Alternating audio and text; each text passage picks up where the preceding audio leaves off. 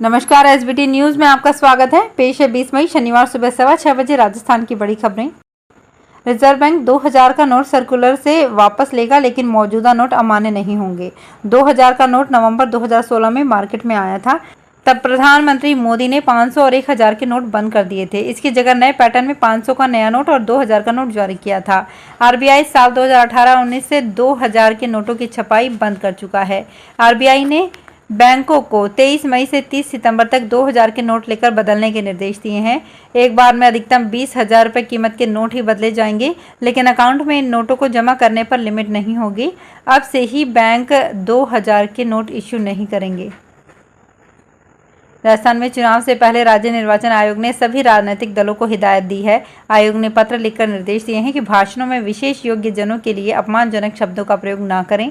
विशेष योग्य जन आयुक्त उमाशंकर शर्मा ने स्वतः प्रसंज्ञान लिया था। पिछले दिनों बीजेपी के ओसिया से पूर्व विधायक भैराराम सियोल ने भाषण में विवादित बोल बोले थे। न्यायालय अपर मुख्य न्यायिक मजिस्ट्रेट क्रम 6 ने प्रधानमंत्री नरेंद्र मोदी के खिलाफ दिए भाषण के मामले में कांग्रेस के प्रदेश प्रभारी सुखजिंदर सिंह रंधावा के खिलाफ एफआईआर दर्ज नहीं करने के मामले में कोटा शहर पुलिस अधीक्षक और महावीर नगर थानाधिकारी को नोटिस दिया है। नोटिस में कोर्ट ने कहा है कि 16 मई को प्राप्त आदेश पर अभी एफआईआर दर्ज क्यों नहीं की गई, क्यों न आपके विरुद्ध अवमानना की कार्यवाही शुरू की जाए। कोर्ट ने इस संबंध में 20 मई तक जवाब मांगा है। वकील मनोज पुरी ने बताया कि रामगंज मंडी विधायक मदन दिलावर द्वारा दिए गए परिवाद पर सुनवाई के बाद कोर्ट ने 15 मई को धारा 156(3) सीआरपीसी के तहत एफआईआर दर्ज कर जांच करने के निर्देश दिए थे। राजस्थान से 3 बार सांसद रहे पूर्व केंद्रीय मंत्री सुभाष महरिया ने कांग्रेस का साथ छोड़ 7 साल बाद भाजपा में लौट आए। भाजपा में वापसी के बाद सुभाष महरिया ने कहा कि 1993 से भाजपा का कार्यकर्ता हूं, रग रग में भाजपा है। 4.5 साल में कांग्रेस की घोषणा पत्र पर कोई काम नहीं हुआ। भ्रष्टाचार 30 से 40% पहुंच गया। कार्यवाही के नाम पर कुछ नहीं हुआ। इससे लगा कि कांग्रेस में जाकर बुरे फंसे। कांग्रेस में किसानों के हितों के साथ रीट पेपर लीक होने के बाद कई बार रखी, लेकिन कुछ नहीं हुआ। राजस्थान में नए जिले में विशेषाधिकारी ने कार्यभार संभालते ही बड़ी कार्यवाही कर दी है। गंगापुर सिटी की विशेषाधिकारी डॉक्टर अंजलि राजौरिया ने पहले ही दिन एक्शन मोड में काम किया। उन्होंने एक के बाद एक दौरा करते हुए महंगाई राहत शिविर के राशन डीलर को निलंबित कर दिया। उसने सभी लाभार्थियों की सूची अपडेट नहीं की थी। इस समय मुख्यमंत्री अशोक गहलोत के निर्देश पर पूरे प्रदेश में महंगाई राहत शिविर लग रहा है। इससे पहले उन्होंने अस्थायी कलेक्ट्रेट भवन के लिए हायर सेकेंडरी, राजकीय महाविद्यालय, जाट बड़ौदा कस्तूरबा गांधी आवासीय विद्यालय और छान बालिका आवासीय विद्यालय का भवन देखा। हालांकि फिलहाल डीएम, एडीएम, एसडीएम कार्यालय मिनी सचिवालय में ही संचालित होंगे, लेकिन अन्य कार्यालय के लिए भवन की तलाश की गई है। प्रधानमंत्री नरेंद्र मोदी 25 मई को उत्तराखंड को वंदे भारत ट्रेन की सौगात देंगे। मुख्यमंत्री पुष्कर धामी ने इसके लिए पीएम मोदी का आभार जताया है। मुख्यमंत्री धामी ने सोशल मीडिया के जरिए ये जानकारी दी। उन्होंने कहा कि पीएम मोदी के कुशल नेतृत्व में उत्तराखंड की विकास यात्रा में एक नया अध्याय जुड़ने जा रहा है। 25 मई के दिन प्रधानमंत्री जी के कर कमलों से उत्तराखंड को वंदे भारत ट्रेन की सौगात मिलने जा रही है, जो कि देहरादून से नई दिल्ली के बीच चलेगी। इस अभूतपूर्व सौगात हेतु समस्त प्रदेशवासियों की ओर से आदरणीय प्रधानमंत्री जी का कोटिशः आभार। राजस्थान कांग्रेस में एक तरफ जयपुर से लेकर जोधपुर तक, अजमेर से लेकर टोंक तक मुख्यमंत्री अशोक गहलोत और पूर्व उप मुख्यमंत्री सचिन पायलट में राजनीतिक जंग छिड़ी है, तो दूसरी तरफ कांग्रेस की केंद्रीय टीम अब अपनी जमीन बचाने में जुट गई है। पायलट के पलटवार से कितना नुकसान हो रहा है और कितना फायदा, अब इसका आंकलन शुरू हो गया है। अजमेर में गहलोत और पायलट समर्थकों में जूतम पैजार का मंजर देख चुकी सह प्रभारी अमृता धवन टोंक में सचिन पायलट की जमीन देखने शुक्रवार को पहुंची।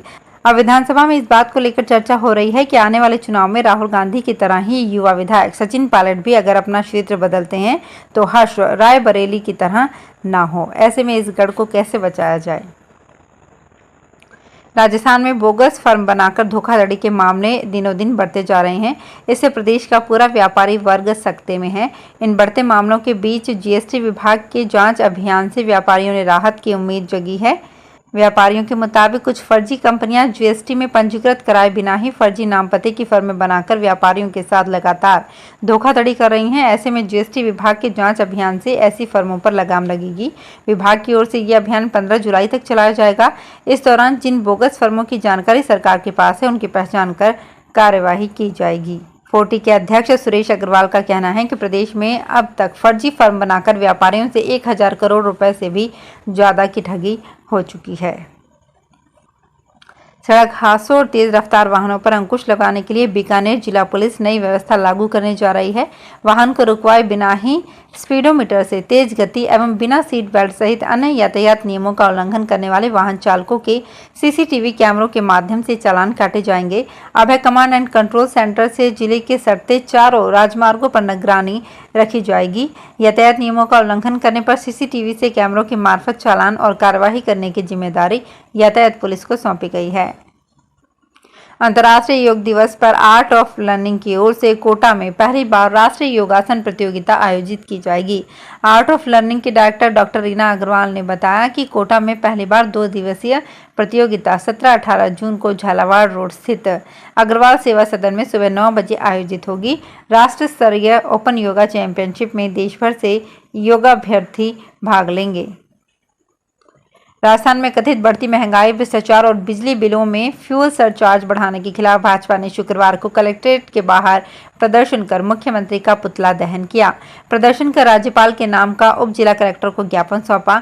भाजपा शहर मंडल अध्यक्ष योगेश शर्मा और भाजपा किसान मोर्चा प्रदेश सचिव अशोक सिंह धाबाई ने बताया कि प्रदेश में लगातार बढ़ती बिजली की दर, महंगाई और भ्रष्टाचार के खिलाफ राज्यपाल के नाम का उप जिला कलेक्टर को ज्ञापन सौंपा है। श्रीनगर में 22 से 24 मई को होने वाली G20 मीटिंग को लेकर कश्मीर में हाई अलर्ट है। G20 की ये बैठक श्रीनगर के शेर कश्मीर इंटरनेशनल कन्वेंशन सेंटर में होगी। इसमें करीब 100 डेलीगेट्स हिस्सा लेंगे। मीटिंग के मद्देनजर यहां हवा, पानी और जमीन सब जगह स्पेशल फोर्सेस की चौकस नजर है। सुरक्षा बलों और जम्मू कश्मीर पुलिस को भी तैनात किया गया है। जम्मू कश्मीर के एडीजीपी विजय कुमार का कहना है कि फील्ड पर फोर्स तैनात है तो सेना ड्रोन से निगरानी कर रही है। सुप्रीम कोर्ट ने शुक्रवार को डीईआरसी चेयरपर्सन की नियुक्ति में देरी को लेकर एलजी विनय सक्सेना को कड़ी फटकार लगाई। उन्होंने कहा, उपराज्यपाल इस तरह सरकार का अपमान नहीं कर सकते। दरअसल एलजी ने दिल्ली इलेक्ट्रिसिटी रेगुलेटरी कमीशन के चेयरपर्सन की नियुक्ति के प्रस्ताव को सहमति नहीं दी थी। इसके बाद दिल्ली सरकार सुप्रीम कोर्ट पहुंची थी। कोर्ट ने एलजी के इस मामले में 2 हफ्ते में फैसला लेने के लिए कहा है। दिल्ली केस में मनीष सिसोदिया के खिलाफ ईडी और सीबीआई केस में दाखिल चार्जशीटों पर शुक्रवार को सुनवाई हुई। कोर्ट ने दोनों मामलों में फैसले सुरक्षित रख लिए हैं। सीबीआई केस में कोर्ट 27 मई को 4 बजे फैसला सुनाएगी। वहीं ईडी मामले में राउज एवेन्यू कोर्ट ने फैसला सुनाने के लिए 30 मई की तारीख तय की है। ईडी ने 4 मई को कोर्ट में चौथी सप्लीमेंट्री दाखिल की थी, जिसमें ईडी ने सिसोदिया को पहली बार आरोपी बनाते हुए कहा था कि इस मामले में वे मुख्य साजिशकर्ता हैं। राजस्थान में भाजपा के वरिष्ठ नेता और छत्तीसगढ़ के प्रभारी ओम माथुर ने कहा कि कांग्रेस के राष्ट्रीय अध्यक्ष मल्लिकार्जुन खड़गे को अकबर रोड वाला कांग्रेस कार्यालय बंद कर देना चाहिए। राजस्थान में सत्ता के लिए जो आपसी टकराव चल रहा है, उसकी चार्ज करने जो पर्यवेक्षक आते हैं, उससे घंटों तक विधायक नहीं मिलते। उसके बाद भी पार्टी कोई कार्यवाही नहीं कर पाती। माथुर निजी कार्यालयों में शिरकत करने के लिए शुक्रवार दोपहर बाद जोधपुर पहुंचे और सर्किट हाउस में पत्रकारों से बातचीत में कहा कि जिसके कंधे के सहारे सरकार बनाई गई उसको धोखे में रखकर कुर्सी पर कोई और बैठ गया। तो फिलहाल इस बुलेटिन में इतना ही। फिर हाजिर होंगे कुछ और बड़ी खबरों के साथ।